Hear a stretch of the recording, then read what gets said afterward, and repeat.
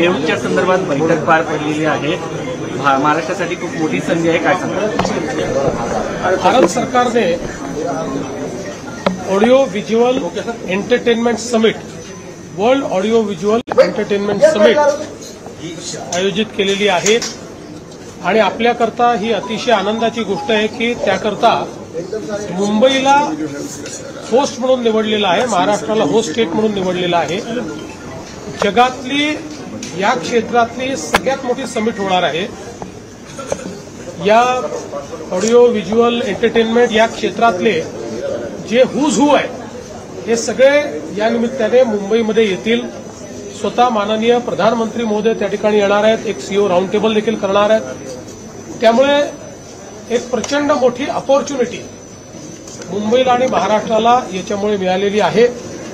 आज आपल्याला माहिती आहे की क्रिएटिव्ह इकॉनॉमी ही सगळ्यात वेगानं वाढणारी इकॉनॉमी आहे आणि लवकरच भारत $50 बिलियन इकॉनॉमी तयार करतोय आणि म्हणूनच हा जगातला सगळ्यात मोठा इव्हेंट हा आपल्याला मिळणं ही देखील मला असं वाटतं अत्यंत महत्वाची गोष्ट आहे। त्याकरता मी देशाचे प्रधानमंत्री माननीय नरेंद्र मोदीजी आणि I&B मिनिस्टर श्री अश्विनी वैष्णवजी यांचे मनापासून आभार मानतो की महाराष्ट्राला त्यांनी याकरता निवडलं। यासोबत भारत सरकारने IIT जशी आहे तसं Indian institute of creative technology देखील तयार करण्याचा निर्णय घेतलाय आणि त्यातलंही पहिली IIT IICT ही मुंबईलाच तयार होणार आहे। आपल्या फिल्म सिटी गोरेगावमध्ये आपण त्याकरता जागा चिन्हित केली आहे आणि जवळपास 400 कोटी रुपये केंद्र सरकार त्याच्यावर खर्च करत आहे।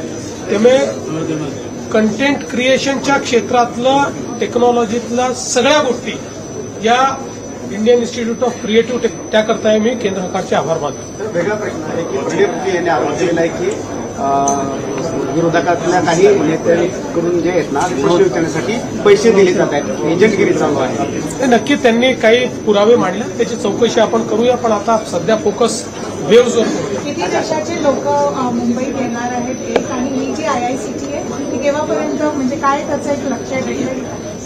पहिल्यांदा तर मला हे सांगितलं पाहिजे की 100 पेक्षा जास्त देशाचे लोक हे या कार्यक्रमाला त्या ठिकाणी येणार आहेत। त्यामुळे अतिशय ग्लोबल अशा प्रकारचा कार्यक्रम आहे आणि IICTच्या संदर्भात त्या जागेची निश्चिती झाली आहे, त्याचं फ्रेमवर्क तयार होत आहे। ते फ्रेमवर्क तयार झाल्याबरोबर त्याची टाईमलाईन देखील निश्चित होईल, पण मला असं वाटतं की पुढच्या काही वर्षांमध्ये फुल फ्लेज ते सुरू होईल, पण त्याच्या आधीच आपण काही जागा उपलब्ध करून देऊ आणि त्याची सुरुवात करू। कारण मी आता इथे मी वेव्स करता आलोय, पण तुम्ही मला सोडणार नाही, त्यामुळे खोक्या असो, खोक्या असो, बोक्या असो, ठोक्या असो, कोणालाही सोडलं जाणार नाही, सगळ्यांना ठोकर।